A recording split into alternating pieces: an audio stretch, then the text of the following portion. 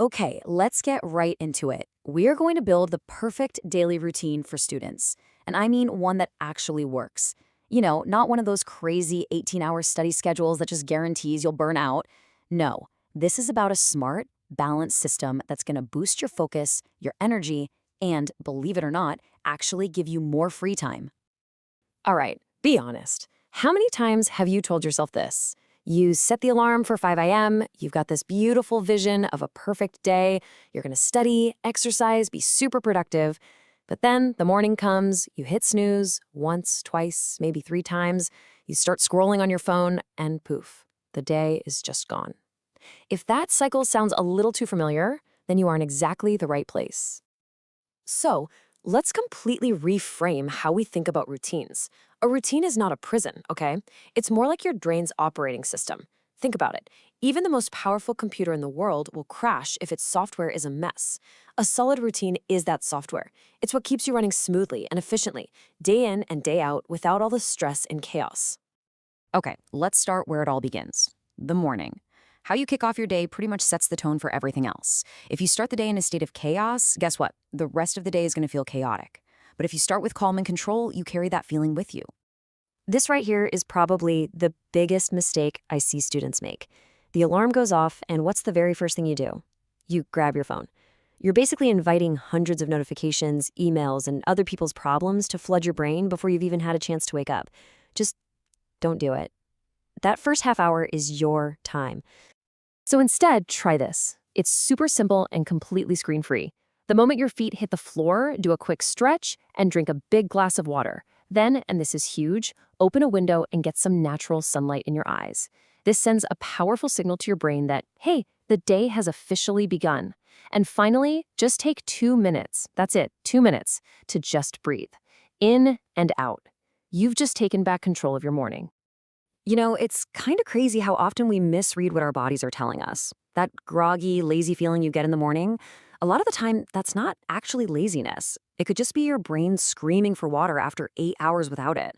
So hydrating first thing and having a light, fuel-focused breakfast, like some oats or eggs, is how you power up your brain for the deep work you're about to do. And this brings us to a really important trade-off. Your brain is biologically at its sharpest in the morning, so wasting that peak performance time scrolling through social media is just a massive loss.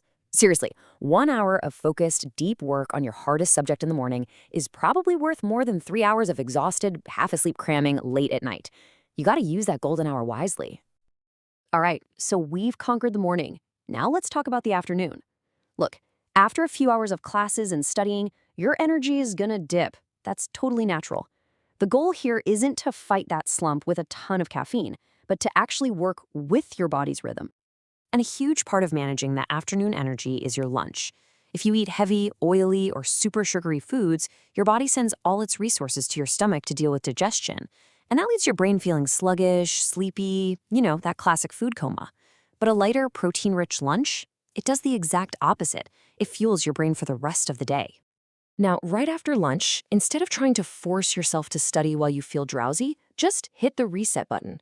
A short power nap, and I mean short, like 15 to 20 minutes max, can work wonders. Any longer, and you risk falling into a deep sleep, which will just make you feel even groggier. And hey, if naps aren't your thing, a quick 10-minute walk outside is just as good. So now you're recharged, and it's time for some smart work. The afternoon isn't really the best time for reading dense, heavy theory. Instead, it's perfect for active, hands-on tasks. This is when you should be solving practice problems, writing out those essays, making flashcards, or reviewing old papers. This kind of active work keeps you engaged, even when your raw concentration isn't at its morning peak. As we head into the evening, the whole focus shifts. It's no longer about work, it's about resetting. And this part is just as critical for learning as the actual studying. The goal is to actively recharge your brain and your body for tomorrow. Think about it. After a long day of just sitting and thinking, your mind and body are pretty fried, but just 20 or 30 minutes of movement can totally change that. And it doesn't have to be some intense session at the gym. Playing a sport, taking a brisk walk, even just dancing in your room, it all works.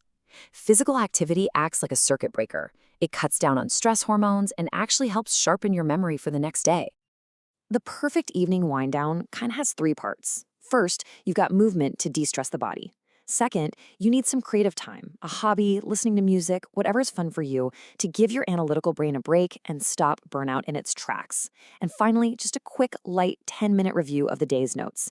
This helps your brain start the process of locking in that information. Okay, this next one can be tough, but trust me, it's a total game changer. You need to have a digital sunset. That means no phones, no laptops, no TV for at least 30 minutes before you want to be asleep. Here's why. The blue light from those screens literally tricks your brain. It stops the production of melatonin, the sleep hormone, making your brain think it's still the middle of the day. It absolutely destroys your sleep quality. So why do we care so much about sleep quality? Because sleep isn't downtime. It's work time for your brain. It's when your brain processes everything you learned that day and converts it from short-term to long-term memory. The best analogy is this. Studying all day is like typing up a long document. Sleep is hitting the save button. If you don't hit save, all that hard work is just lost. So, we have the schedule, we have the plan, but a plan is pretty useless without the right mindset to actually follow through. So let's talk about the principles that make this whole thing stick. Let's just be real for a second. You are not going to feel motivated to wake up early or study every single day. Nobody does. Motivation is an emotion. It comes and it goes. Discipline, on the other hand, is a system. Your routine is the system that carries you forward on all those days when you just don't feel like it.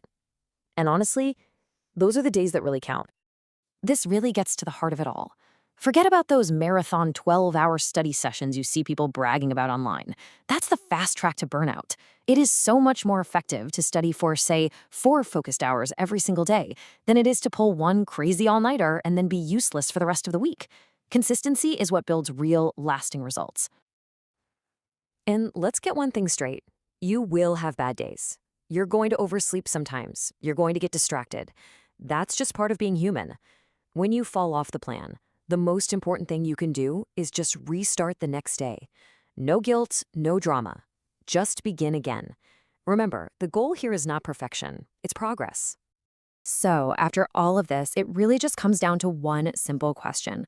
Don't try to change your entire life overnight. That's a recipe for failure. Just pick one thing, one small thing from this entire explainer. Maybe it's no phone in the morning. Maybe it's a 10-minute walk after lunch. What is the one change you are going to commit to making tomorrow?